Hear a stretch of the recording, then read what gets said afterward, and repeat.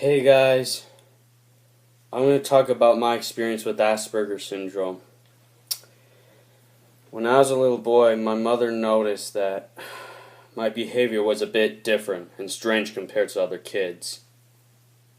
I didn't use proper vocabulary like other kids did, and I also didn't really play with toys like most kids did. So, when I was 5, my mom took me to a psychologist where I was diagnosed with Asperger Syndrome.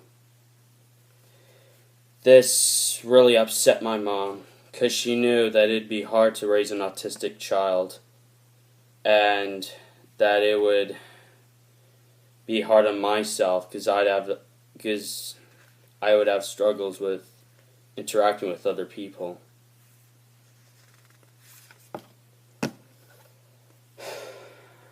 You know, a lot of the times I have a hard time interacting with other people. Sometimes it's a topic that I don't understand, so I don't really understand what the person is really saying. That's the other thing. And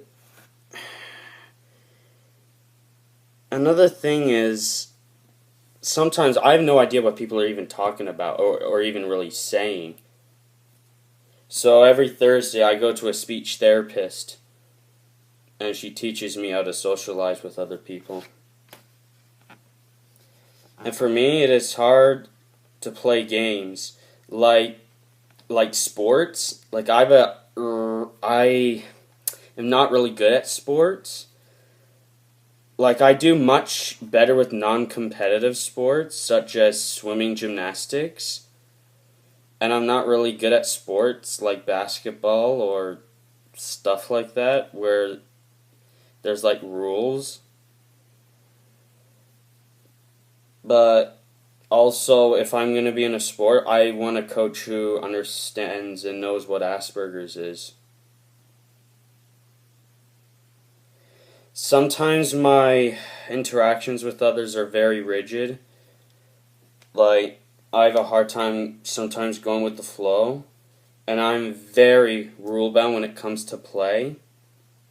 When I was a little boy, I used to mainly just line up my trains in a row. And I like things that are long, because look at it. With something that's long, you can twist it, you can bend it, you can tie it in a knot, you can swing it around. But what can you do with a ball?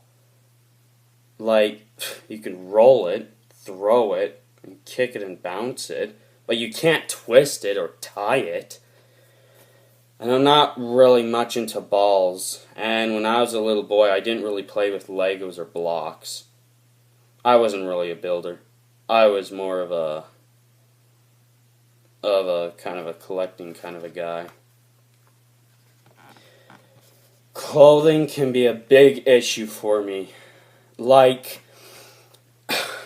I like to have t-shirts that come with no tags at the back. And the thing is, even if you cut it off, some of the remains of the tag can still really itch and irritate the hell out of me. And they can drive me really crazy.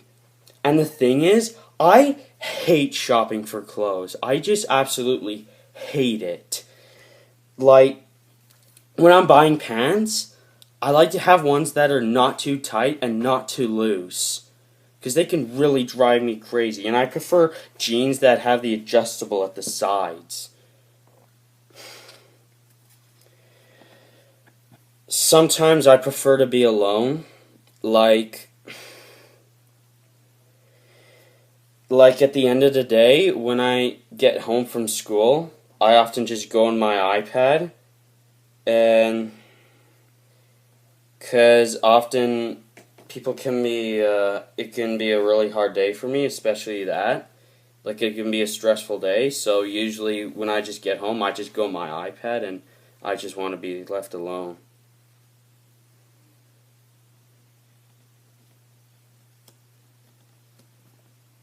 And the other thing is, when I'm alone, I can just play with my mind. I can just imagine whatever I want to imagine. If it's another world, animals, dinosaurs, or really anything, or animals.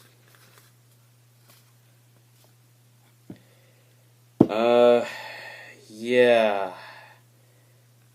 Just like what I said. Mind blindness. This refers to what, well, you see, I sometimes have a hard time what other people are thinking. It's not that I don't care about other people, that I don't care about other people, I do. I just sometimes don't know what they're thinking, and it's hard for me to see their expression.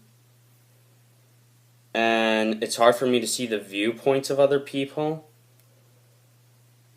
And other thing is, I don't usually get that emotional very easily. Like when my two grandpas died, yes, I was sad, but I didn't really get emotional. And obviously, I find some things that are funny, but a lot of jokes, I don't understand them or get it. And sometimes I take things too literally, so I get angry at people, which can be embarrassing. And also, I prefer to read things that are non-fiction than fiction, because it's the real world, and it's better and I have a better time abstracting with things that are real and not fictional. And I also have a hard time multitasking. School. That can be hard. Because of all the distractions and all the kids. That's one thing. And sometimes I also have a hard time following directions. And sometimes it can be an overload for me. And I usually learn things that are visual. And I prefer things to see in pictures. And a lot of times, if I'm exposed to something over time, I won't forget it. Like playing the piano. I'm very good at playing the piano. I just went to piano lessons today. And also, I have a hard time from moving from one activity to another. Like, I like to keep doing the same things again and again a lot of the times, but I also do sometimes change.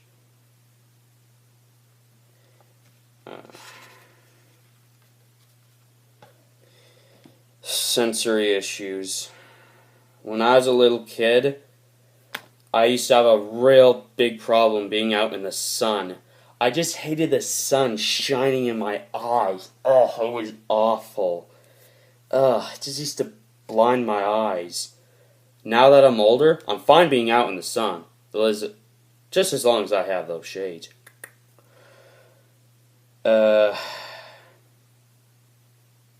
So, another things that bothers me is,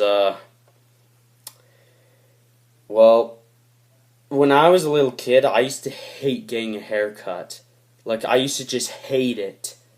So from 2010 to 2012, this is what I looked like. I had really long hair. And I also used to look like Leif Garrett.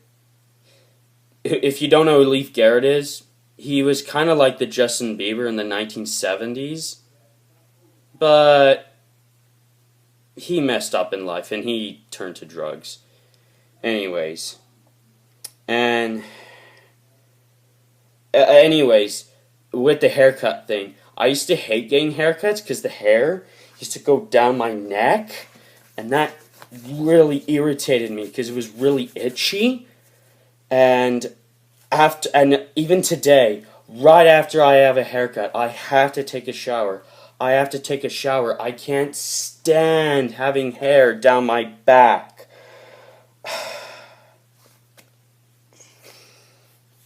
And those are some of the things that really bother me.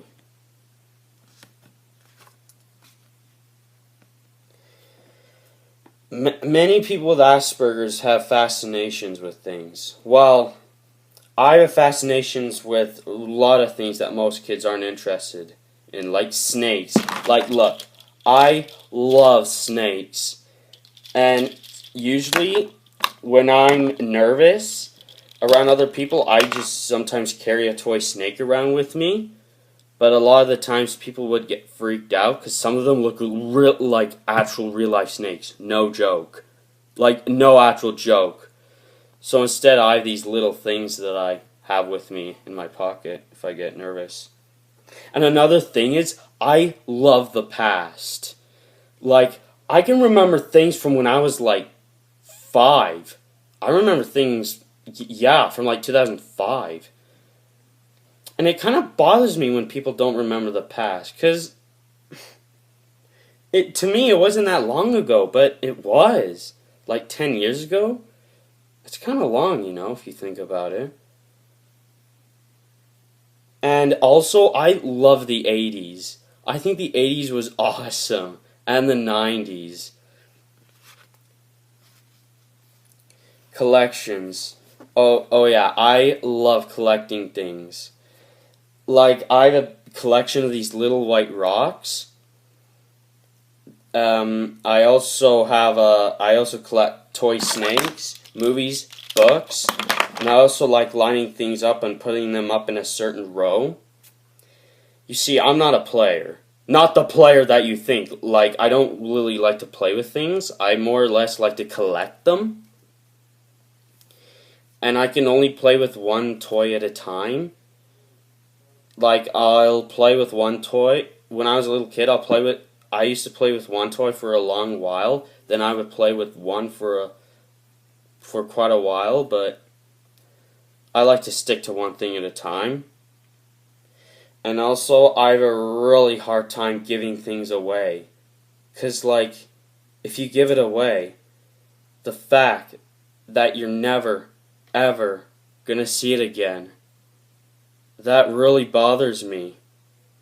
And what really bothers me is that some people that were in the older grades than me, that I really remember, are no longer there because they're in college or they're fully grown adults. And that kind of upsets me because you're never going to see them again.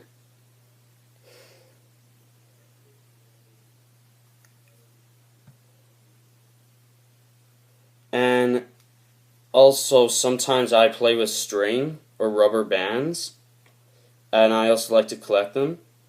Of course, some of you might think it's weird, but I find it relaxing. Bullying. I have been bullied before. I remember one time, it was in the summer of 2006.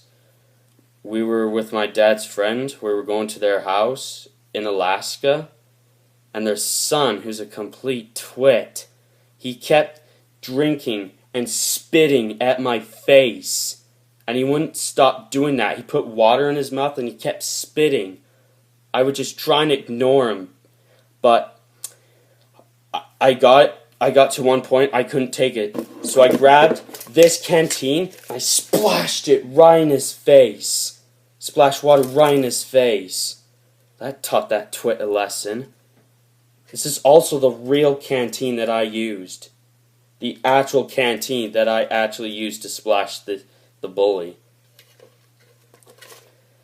Also, I went to this gymnastics camp, and we were building like this fort, and I didn't know what to do, so